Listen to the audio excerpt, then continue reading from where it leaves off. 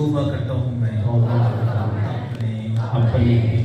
پچھلے تمام گناہوں سے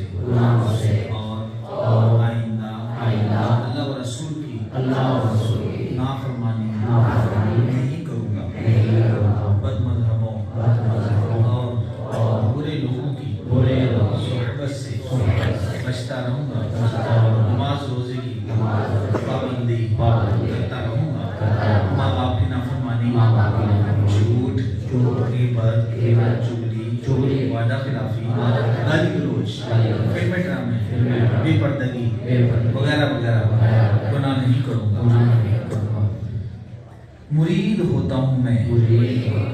آپ کے ذریعے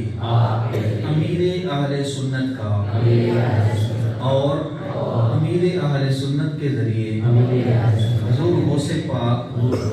شیخ عبدالقادر جیلانی رحمۃ اللہ علیہ یا اللہ پاک مجھے جناب غوث اعظم کے مریدوں میں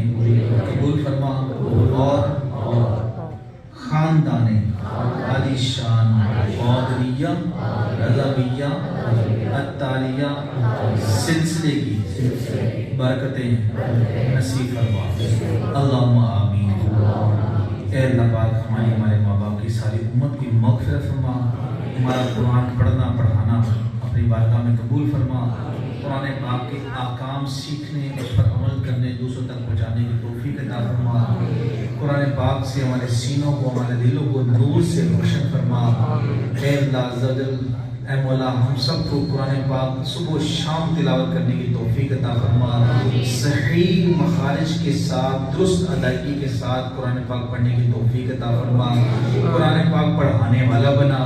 اے اللہ عز و جل، اے مولا ہم پر اپنی رحمت کے فضل کے دروازے کھول دے،